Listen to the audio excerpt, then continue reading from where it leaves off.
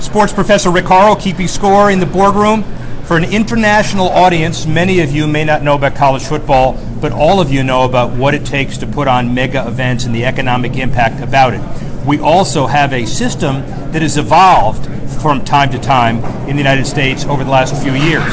A lot of discussion about playoffs. We're having food wheeled in front of us as we talk. It's some kind of an intelligence test. If I could talk through this without stopping, and here we go. We are in the bottom across from the Media Center at Raymond James Stadium in Tampa about 2 hours before the national championship game between the Alabama Crimson Tide and the Clemson Tigers. We're going to have a whole host of people representing a number of different things.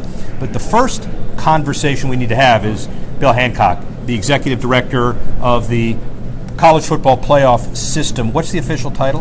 What's the official college entity? Football playoff period. College football playoff period, ladies and gentlemen. It is difficult, and I'm only cynical about this from one perspective. We've had the Bowl Coalition, we've had the Bowl Alliance, we've had the BCS, we've had 3 polls, we've had polls vote for the loser of a game to be the national champion. Now we've injected a level of certainty, because if you're number 5, you claim to be shortchanged. It used to be, if you're number 3, you claim to be shortchanged. You've made a lot of progress. How do you feel about the system now? We have a great system now. We're delighted with what we have. It did evolve. It evolved from the old bowl system where there was no guarantee that number 1 and number 2 would ever play. And then we went to the BCS where 1 and 2 played, and now we got a little tournament with 4 teams, and it's awesome. You've got a little tournament with 4 teams and a heck of a lot of television money. And so the bottom line is you are an event that is clearly made for TV, but it's also made to capture the passion of the American football fan, isn't it? Yeah, it does. It brings a great culmination to the season. Where there is a national champion crowned. 4 groups of athletes get to participate in something that they'll remember the rest of their lives. And there'll be 70,000 fans out here tonight that'll remember this the rest of their lives. Economics of putting this together, when you look at the contracts that had to be aligned, sponsor contracts, bowl contracts, major bowls, rotating bowls, as a lawyer, it's a lawyer. Pay the lawyers, right? I mean, that's the bottom line. It was a legal nightmare. We kept the lawyers' business here. We have a primary contract with ESPN to televise the games. Then we have contracts with each of the bowl games that host the semifinals. There's 6 of those on a rotating basis, so they host once every 3 years. And then we have a contract with the championship game site, like we have in Tampa this year. The first 6 sites have been named. We obviously played in Dallas the first year, Phoenix the second year, and then year 4 is in Atlanta. Then we go to Santa Clara in California, and then back to New Orleans. So the way you rotate the semis and the finals in an integrated package is masterful. Obviously, there is a bid process as well, but you don't really leave anybody unhappy, do you? There's a bid process. We have many cities in the USA that want to participate in this, want to be the host of this. The 6 that host the semifinals are contracted for a fair amount of time, so those contracts are done. But in a couple of years, we'll be looking for more championship game sites, and we'll start all over again on that. Let's talk about another issue that's relevant in a broader context. A lot of people, uninformed in my opinion, 41 bowls, too many bowls, not appropriate. They'll point to the Mississippi States at 6 and 7 and say that's not right. What say you? Too many bowls for whom? Yeah, right. Not too many bowls for the teams, for the athletes that get to participate. They enjoy the bowl opportunity. They get a chance to play one more game.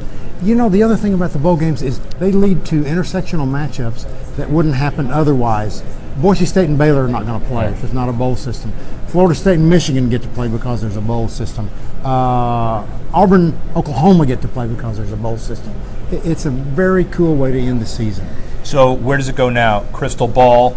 Everybody asks, kind of in an ignorant way, everybody asks 4 teams, 8 teams, 6, 16. Where's it going? 4 is the number. 4. We have contracted with 4 for 12 years, 9 more years.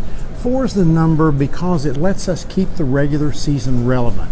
Unlike other sports, we've decided not to put all the marbles in the postseason, but keep some of the focus on the regular season. You have to earn your way into this. It's not an all-comers meet. And so I don't think I can't imagine our leadership doing anything to hurt the regular season. Who gets out ahead of the next round of reconfiguration? Is it the Power 5 becoming the Power 4? Is it the other conferences wanting in? Is it you keep the status quo until someone tells you otherwise? Well, the thing is, all 10 conferences are eligible to play in this. There's no automatic qualification. We have a selection committee of 13 people, as you know, who make the decisions and play a good schedule, win your games, and you're going to be in the hunt for this. Do you intend to maximize revenue by selling the transcripts of those heated debates in the selection committee? We're going to sell the transcript of this interview before we do that. All right. Well, you'll get some money for that. But if you want to really go far, the selection committee generally, in all seriousness, has been viewed with the integrity that's deserved, probably because of the people that's on it. Hey, you feel very comfortable with where it's gone and where it's going? Yeah, we do. When we created the playoff, I don't think we did anything more important than to select this high integrity group of people to serve on the selection committee. You might disagree with their decisions, but you cannot question their integrity. So we're in a very good place with that group. I hear there's a rumor that you're now going to put out the hypothetical rankings for 52 straight weeks, starting right after this. Who's going to be there next year? Everybody talks about it, well, no matter what. Get ready tomorrow morning. There will be some ranking. First preseason ranking will be out. That's Hancock's idea. One more final question. If you had to do over again, what's the one thing you would do differently? You know what? I get asked that a lot, and my answer is always the same. I really can't think of anything we'd do differently. We've got the right number of teams. We've got the right selection method. A good way to select the host cities. I wouldn't do anything different. You know, part of me at the last question was going to be a wise ass and get something in your background that either favored Alabama or Clemson and asked if you're biased or not. Should I go there? No, and now there's some people coming by with little wheel carts that even if I gave you a cool answer, no one would be able to hear it. And ladies and gentlemen, that's the pull that this guy has over this particular game. He can wheel out the pull carts on demand. Thank you very much. Thank you. It's fun. Really appreciate it. Thanks again. Next victim, Ricky Davis to some of his friends. Thank you, my friend. Really appreciate He's tough, that. Rick. He's mean. Yeah. Get ready. I've known him for a long as time. As we're doing this, Kimberly. No. Did I say Kimberly? Kaylin? Haley. No, you know why? Because my eyes. Haley, No, you're getting old. You can't hear. Haley Dudley is our executive producer. Okay, Florida State grad, Florida State person, Illinois State person. Don't hold it against her, but she's been doing a marvelous job. And if this shakes a little bit, either because Rick Davis bores the heck out of her, or because she's getting a little tired. So here's the deal with Ricky Davis. He's been a really good friend. He goes by Rick now as he becomes more of a corporate maven in Birmingham. That's right. And he was the co-captain with Sylvester Croom of the 1974 Alabama Crimson Tide. He was drafted by the Buccaneers what round? No, the Bengals. Drafted by the Bengals in the 32nd round. No, it was the 8th round. The they eighth only round. were 17. Only There had were 17 rounds, ladies and gentlemen. Right. Today they have 7. He was right. drafted in the 8th round. What does So that I would tell have been you? drafted today. Wouldn't it? But, and by the way, I've played tennis with him. He is one of the slowest safeties in the history of professional football. Well, but in all seriousness, and then we'll get real, he was on that 0-14 Tampa Bay Buccaneer team when John McKay Coach said, McKay. "Were you?" No, he said. Go ahead. He was asked a question at the press conference, Coach, how do you feel about your team's execution? And he said, I'm all in favor of it. See, so and that was how bad we were. That's the greatest line in the history of major college sports. Yeah. Right? Coach McKay. Haley, what do you think? Right? Greatest line in the history of major sports. So, all right, in all seriousness, you're here supporting the Crimson Tide. You've been a Tide guy. And just, by the way, before you even start about the brand, talk about Bear Bryant, talk about the legacy, and also talk about what he's left you. I mean, he basically gave you scholarships that paid for your kids' education. Well, he did, and you can't do that anymore. The NCAA won't let you do it. Which is amazing. It is, but Coach Bryant started provided scholarships for the players, the children of players that played for him. And then Paul Bryant Jr. continued that, and it's continued it to today. And it wasn't just limited to players, but it was equipment managers, trainers, and all the people that were associated with the football program. How's the game changed since '74? And then we'll talk about how Alabama football has changed since '74. Well, in the 70s, everybody ran the wishbone or the veer, and so you didn't have much of a passing game. It was physical. And Coach Bryant had run a pro-style offense in the late 60s, and then they started losing. They had 2 6 and 5 years, back to back, and he said they're getting soft. So he decided to go to the wishbone. I was a quarterback in high school and went down there thinking I was going to be the next Joe Namath, and was moved to defense first day. But Coach Bryant is a lot like he and Coach Saban are very similar with the way that they do things. They're both. You look at their background. Coach Bryant came from Arkansas, small farm. Yeah. Coach Saban came from West Virginia in a coal mining town. His dad wasn't a coal miner, but he was at a gas station up there. So both of them grew up in similar backgrounds, and they're both very disciplined and attention to detail. Nothing goes unnoticed or unprepared for. What do you think about the whole discussion and debate about who's the best coach, where's the statue go, Bryant, Saban? Can't we all just get along? That's what I think. I mean, so I was talking to somebody earlier about that today, and I grew up in Bessemer, Alabama, which is 40 minutes from Tuscaloosa, watching Coach Bryant's show every Sunday afternoon on TV. Coach Bryant, I'll always think he's a great coach. It's a different era, though, a different era in the 70s and then in the 60s, 70s, and 80s. Coach Saban, I think, is the greatest coach today, and he may, if he wins, tonight. That gives him 6 in a lot shorter time period. Coach Bryant had 6, but it's a different game. There wasn't a playoff back then. I think today these are really true champions. We won a championship my junior year. We were 11-0 regular season, but we lost to Notre Dame in the Sugar Bowl 24-23. But the UPI voted before the bowl games, so we won and that's one of the national championships. That's not fair. Take it away. Take one away. That's not. Well, but Notre Dame didn't play in bowl games for a long time either. All right, so right. So that's the issue. The fun thing about that debate is, at least with this playoff system, it's resolved on the field. And I'm listening to your conversation with the head man. I think it is. It's great for college football. It gives you something. You've got a true champion that earns it on the field. Yeah. And so tonight, last year Clemson came off the field saying, "Well, we could have won, should have won, all that kind of stuff." Well. The game's over. You didn't win, so you win it on the field. Right. So, ladies and gentlemen, you know where he's from, right? Well, coulda, shoulda, but no, that's the right answer, right? It is. You win it on the field, and so you can talk about plays that you didn't make, but at the end of the game, you look at the scoreboard, and that's the champion. Business perspective, you're a well-respected lawyer in Birmingham. You've been with some firms, and you're known in Alabama for business. How important was the Alabama connection to your business success in Birmingham? It's been good, and people remember the fact that you played at Alabama. Yeah. And one part of what I do is I have a lot of coaches that are clients of mine that I represent and help them with their contracts and looking at other job opportunities. But having played for Coach Bryant, I mean, that's kind of one of the first things that anybody that I talk to. That's one of the things. When I played in the NFL coaches would come up and say, "What was it like to play for Coach Bryant?" And so that's just kind of a badge of honor that the former players, guys that played for Coach Bryant, you're proud of that experience.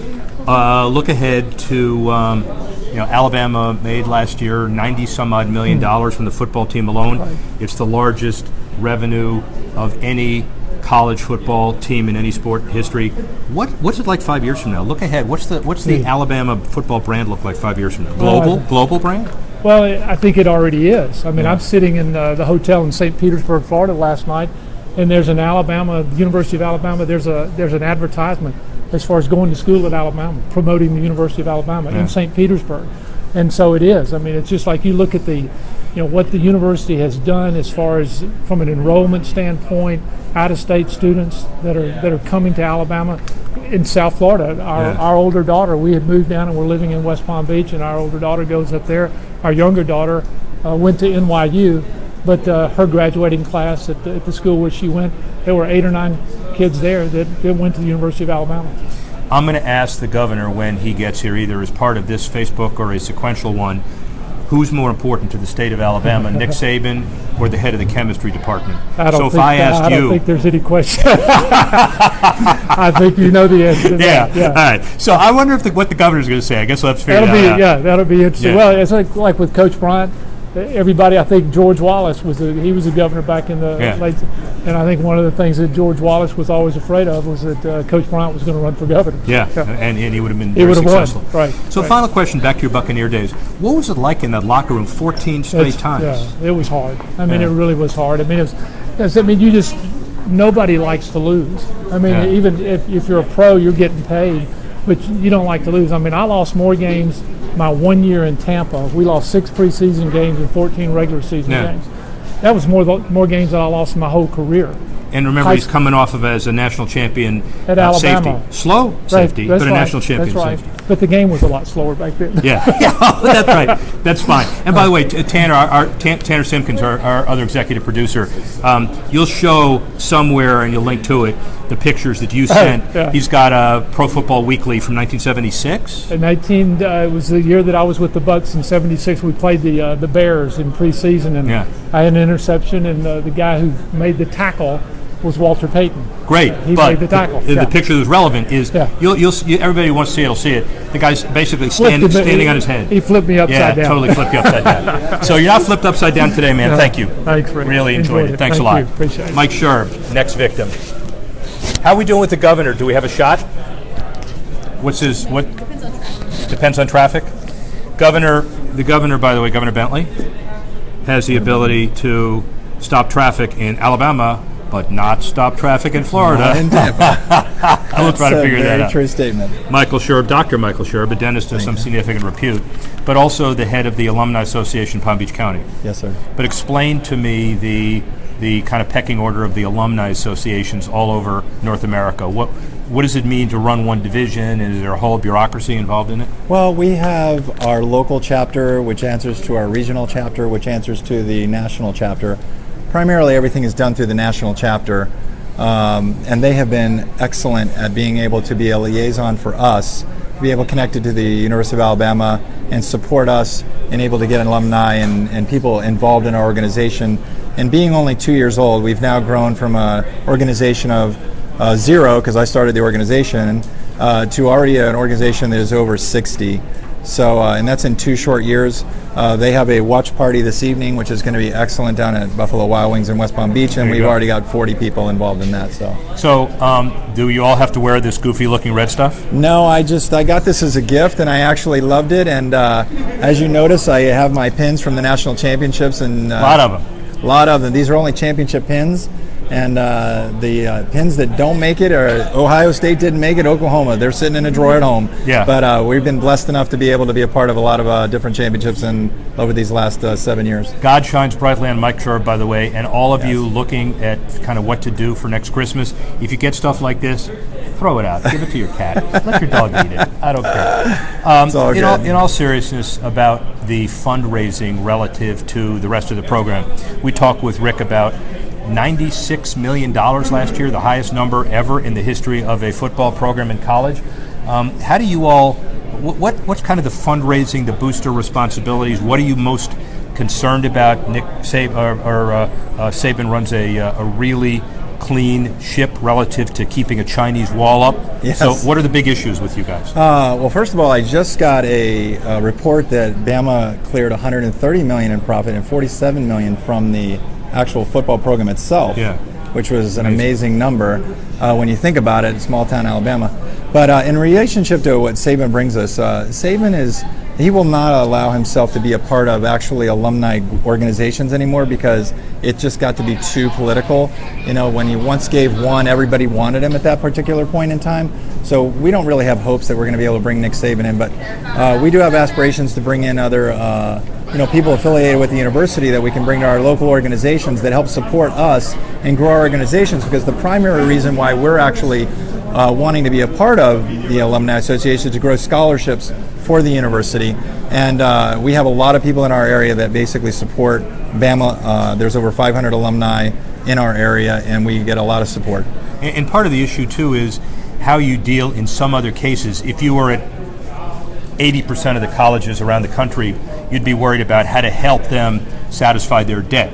Big issue about debt and how to avoid it, facilities and the like. Alabama is a giving program, not a receiving program. Yes. How important is that?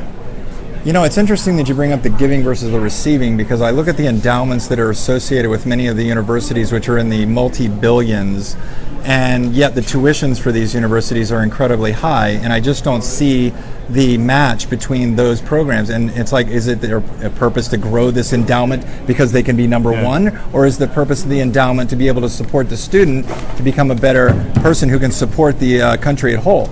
as a whole. So I think Alabama has done a tremendous job of being able to give back, and not only to the local community but to the students as well. So I think it's been a wonderful organization to be a part of.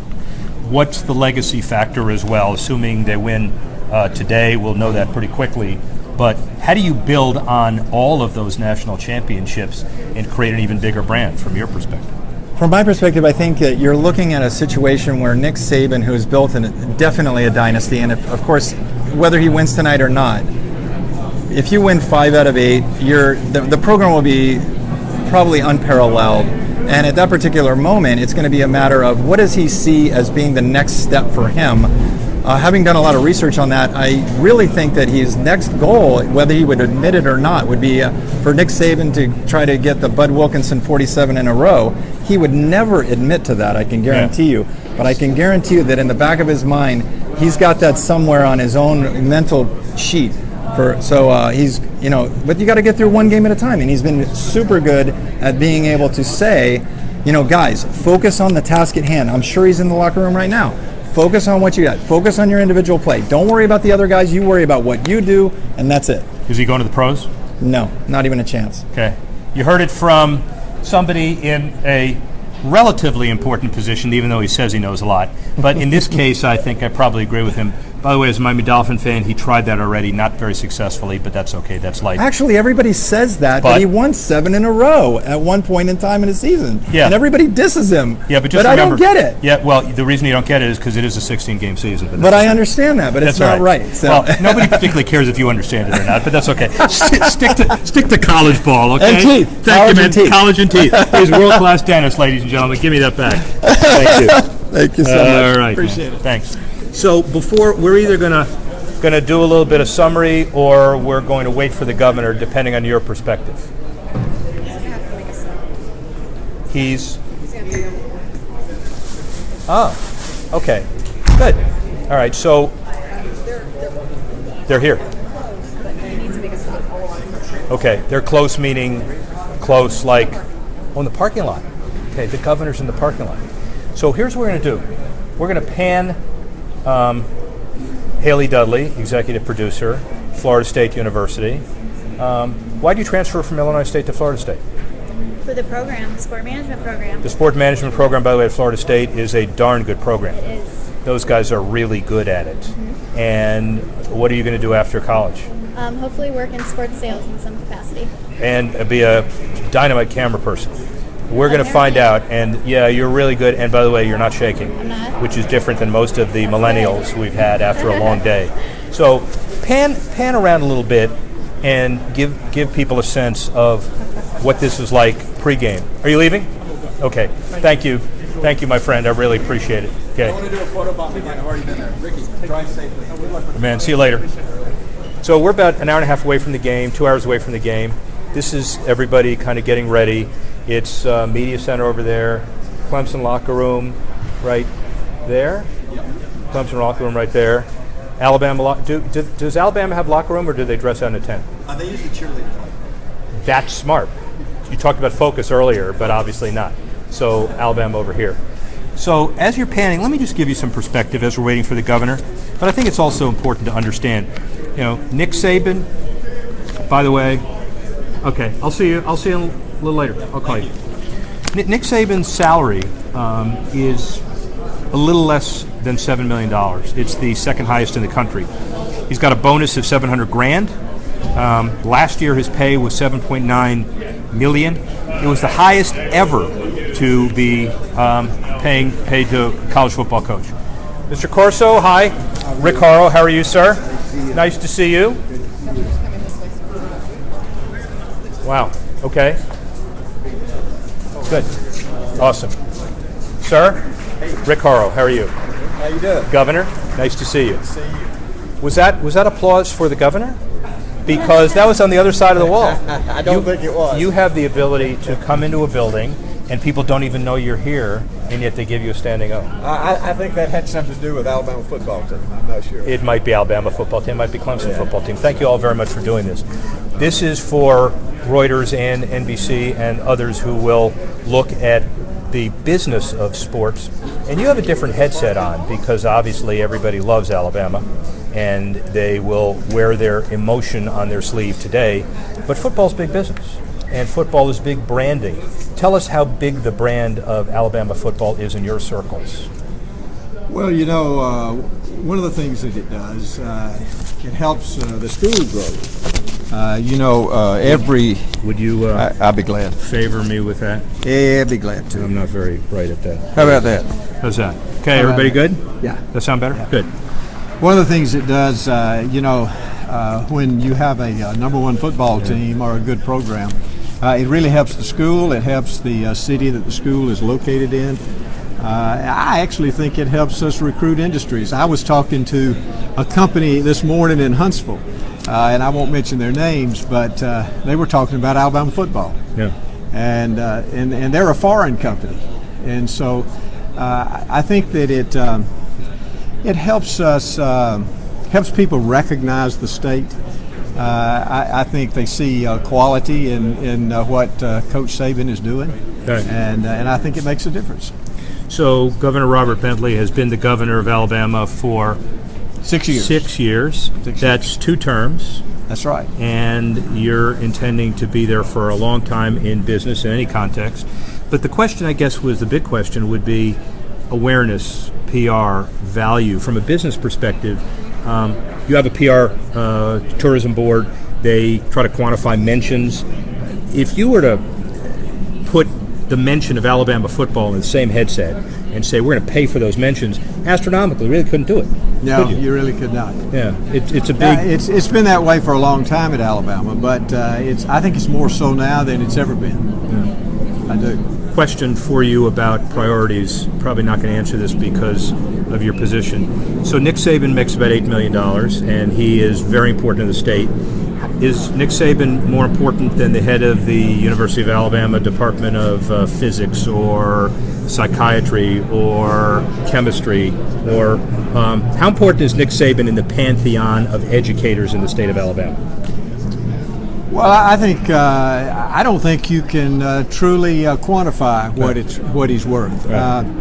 I think that the publicity that we get, the positive publicity that we get in Alabama from a number one football team, I'm not sure that you can measure that except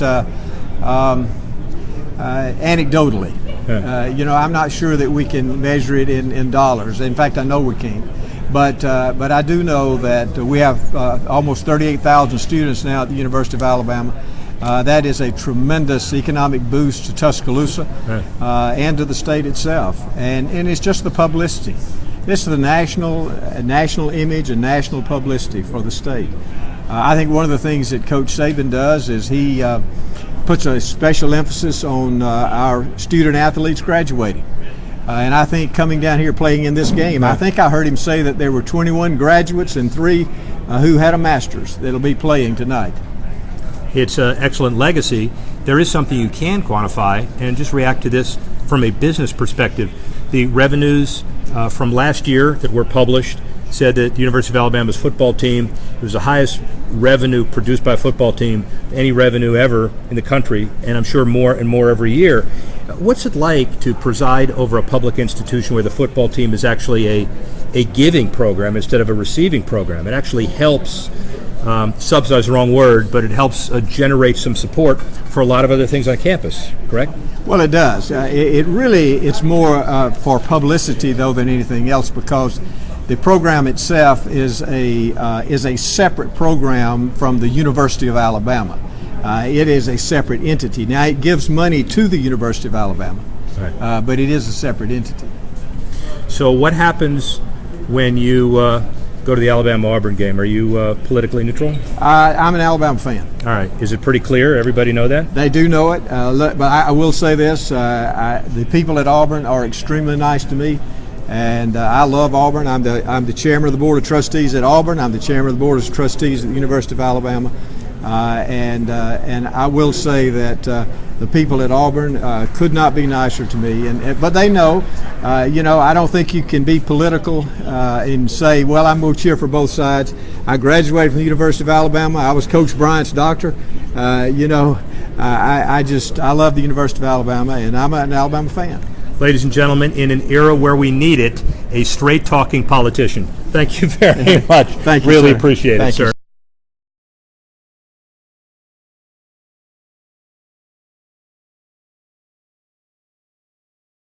Thank you, security detail, for not shooting me. Thank you, everybody, for what we just did. How about that for a last minute? You're about to hear my numbers before the governor, and now we're going to conclude with the numbers. We were talking as the governor. That's why. You're back. How much? Now you're on. Okay. About 50%. All right. So the bottom line of all of this is Nick Saban, very important to the program. Let's not ignore Clemson. Big economic impact in the state. Let's not ignore the economic impact of the city of Tampa and Tampa Bay. $100 million or more. So when the game goes to different locations, the Georgia Dome, the places that it's going to be going in the future, let's also understand that this is a festival. It's a testament to college football. Mr. Hancock said that. Rick Davis talked about the legacy. Mike Sherb talked about the dollars and what could be generated. And obviously the governor talking about some things that you never heard from anybody else in a position to do that. Awareness, positive publicity. All in all, a great event, great national championship. Thank you, Haley Dudley, for being executive producer. Thank you all for watching. Rick Horrow, Keeping Score podcast.